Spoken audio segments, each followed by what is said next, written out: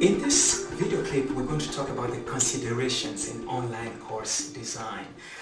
When you want to design a course, what should you keep in mind? These are some of the many things that you have to consider.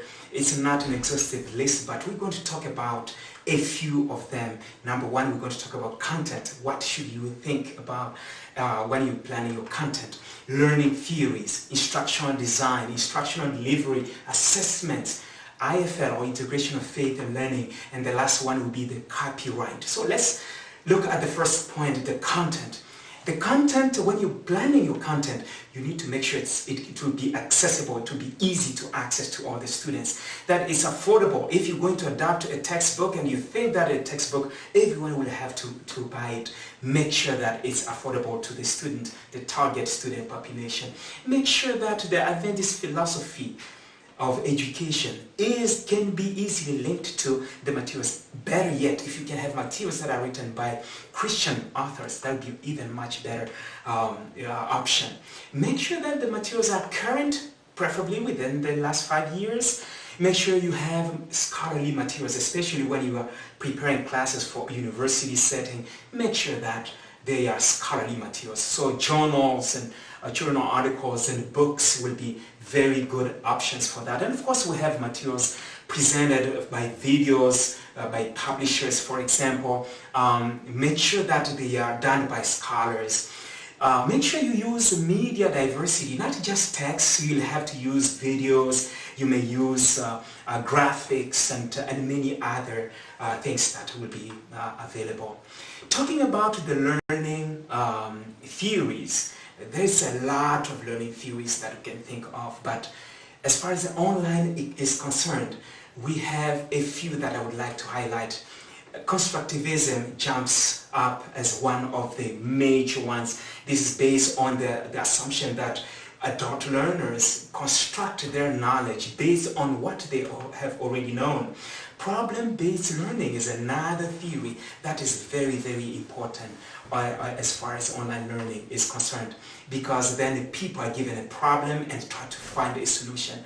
That also links to project-based learning, where people are given a project. Cooperative learning is another one, where people are placed in teams. Yes, we can do team activities online, and then they produce a project together.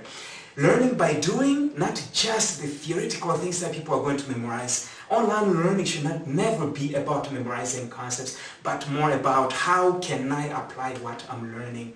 Connectivism is another one, another theory where you can learn how to connect things with things in the context of the students, the cultural settings, their social settings, their socio-cultural settings, socio-economic settings, how to connect what they're learning with what is happening out there. Multiple intelligences, this is a theory that is so very well known, meaning we're going to design our courses, making sure that we are using a variety of activities so that everybody can learn according to their preference. Bloom's taxonomy, where we can focus on the higher order of thinking. We cannot focus on the lower level. Please, we need to focus on the higher level. There is something that is very well known. People say, tell me and I forget. This is what they say. This came from Benjamin Franklin. Tell me and I forget. Teach me and I remember. Involve me and I learn. That means we should not focus on just dumping information on the students. We need to get them involved. And in fact, research has shown in the work by Edgar Dale that to remember 10% of what we read, 20% of what we hear, we remember 30% of what we see, and remember 50% of what we see and hear, and then we remember 70% of what we discuss with others, 80% of what we personally experience, and we actually remember 95% of what we teach others. This means in our courses we should focus on the last three elements. Number one, we need to focus on discussions. That's the reason why every single module should have forum discussions. Number two, we need to focus on helping students experience what they are learning. That means we need to design some assignments that will push them to actually experiment with things where they are going. And we can actually ask students in some of the assignments to go and teach something to other people and then report on their experience, because by doing that they will remember very well 95% of what they are learning. Going to the instructional design, we need to remember the learners in our mind. We need to be structured. Every module should be the same. Here at AUA, we're going to have a structure and all the courses will follow the same structure. That way it's easy for the students to know what is happening in the course. We need to keep in mind the assessments and vary the assessments. We need to integrate faith and learning. We need to remember the computer literacy or skills of our students. If they are not too advanced, then we need to create classes in such a way that they will not be frustrated with what we're asking from them as far as computer literacy skills are concerned. We make sure that they have a stable internet connection and that they have support system throughout the learning process. We need to remember things, basic things like time zones. If you're going to have some live meetings with some of the students, make sure that the time zones are taken into consideration. Let's remember to keep in mind the socioeconomic needs by focusing again on sustainable development goals. We will be able to meet all the needs of the world. According to Casimiro 2009, we need, when we are teaching online what we call instructional delivery, we need a social presence. That means after all, students are social beings. They need to interact and know how we are doing, and we need to know how they are doing as human beings. We need the cognitive presence. Students should actually find that we know what we are teaching. We need teaching presence. We don't just open the class and then vanish for the rest of the semester or for the rest of the week. We need to be present regularly throughout the week. We need faith presence. Since we are Christian educators, they need to actually see our faith integrated throughout the course, but also integrated in how we are communicating with them. The next point is assessment.